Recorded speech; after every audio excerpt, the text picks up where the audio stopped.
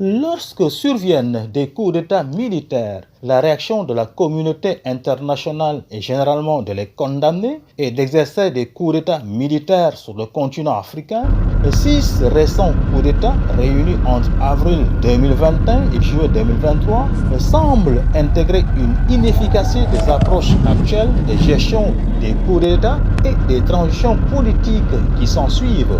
Le cas du Niger en constitue une parfaite illustration. Maria Massi, directrice de la radio Centrale FM, qui a eu à séjourner à Niamey, témoigne.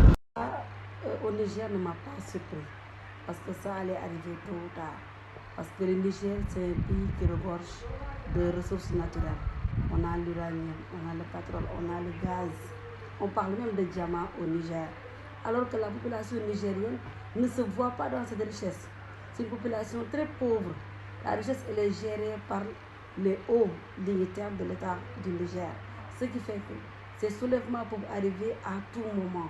Et il faut que les Nigériens soient associés à cette richesse pour qu'ils puissent vivre heureux. Ce coup d'État qui est arrivé au Niger est quelque chose qui nous fait mal à nous tous, Nigériens ou bien non Nigériens. C'est ce qui ont vécu au moins au Niger.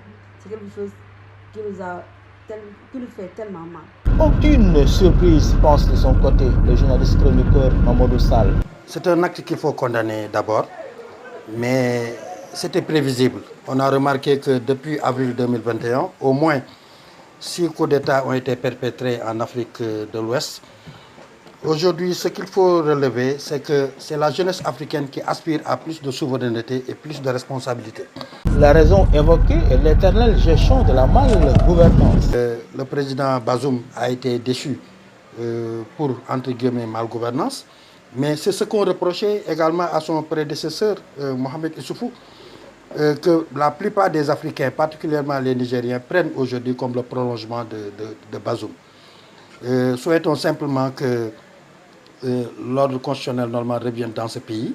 En clair, dans un environnement socio-économique où les électeurs et les institutions clés de contre-pouvoir sont vulnérables à la corruption et à la pression politique, il est préjudiciable à la bonne gouvernance de continuer à s'accrocher à des modèles fondés sur une démocratie électorale reposant presque tous les pouvoirs de décision entre les mains d'un seul président.